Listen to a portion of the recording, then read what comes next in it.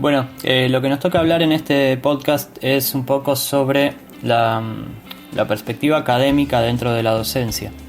¿Qué pasa cuando el académico se queda en esa perspectiva y no logra llegar a los alumnos y los estudiantes se terminan, por así decirlo, aburriendo, ¿no?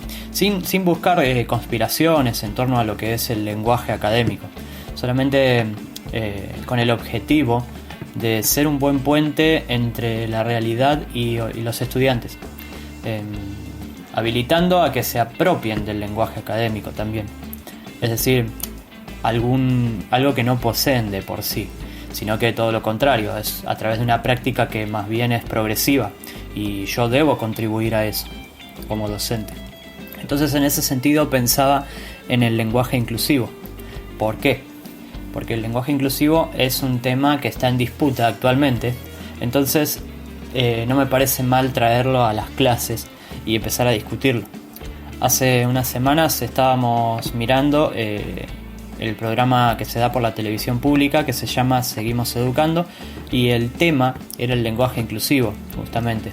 Muchos pusieron el grito en el cielo porque pensaban que era una especie de herejía esto de tratar el lenguaje inclusivo dentro de una escuela secundaria, si es que el diseño curricular no prescribe que se tenga que enseñar dicho tema.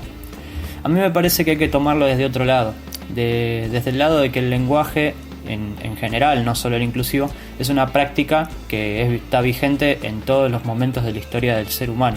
Entonces, si el lenguaje en pos de que un grupo quiere hacerlo mutar, ¿no?, pensando, ¿no?, en la mutabilidad, la propiedad que Saussure le asignaba al lenguaje, de que el grupo de hablantes, la masa hablante, mejor dicho, modifica de alguna manera el uso del lenguaje. Entonces pensaba que si dicha práctica sigue vigente y está en boca de muchos, ¿por qué no llevarla al aula y discutirla? Ojo, que no es lo mismo enseñarla prescriptivamente que discutirla.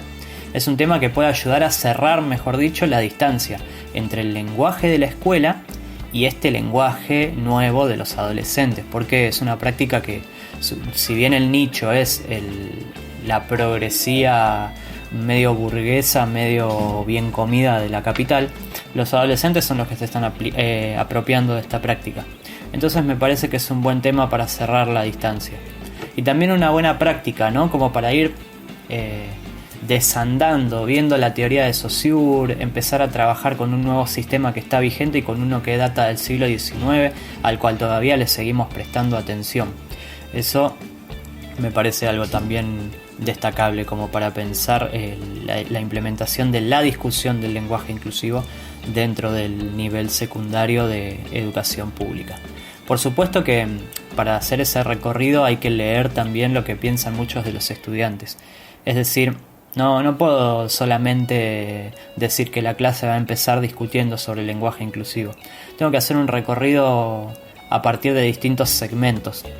Cada uno tiene una opinión, obviamente, que cada uno va a ingresar a la discusión de una manera distinta, con posiciones a favor, con posiciones en contra, pero yo pensaba más en plantearlo desde el uso de la teoría, es decir, de qué es lo que dicen los autores que ya no están, ¿no?, cómo dialogan sus obras teóricas sobre el lenguaje con respecto a esta nueva propuesta de modificación del lenguaje.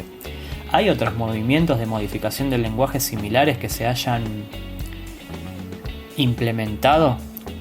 Yo creo que sí, y de hecho tenemos varios ejemplos, como esto de todo el mundo se queja de que nadie quiere hablar con la E, pero nadie pone el grito en el cielo cuando decimos estaba whatsappeando, estaba, no sé, mirando Facebook, estaba chateando, ¿no? Son todos anglicismos que son modificaciones, ¿no?, mejor dicho, son palabras que vienen de anglicismos, ¿no? Son modificaciones del idioma inglés, sin pensar que este es mejor o peor idioma, pero se me ocurría esto, ¿no? Cuando algo viene del lado del mercado, ¿no?, cuando algo es impuesto por parte de la mano invisible o la cara, el rostro invisible del mercado, lo aceptamos sin demasiados gritos hacia el cielo. En cambio, cuando viene de una especie de grupo intelectualoide, ahí el problema es mucho más severo. Creo que tiene que ver también con quienes critican, quienes ponen la discusión en juego sobre si es sí o no, y no sobre por qué se dan estas discusiones sobre la variación del lenguaje.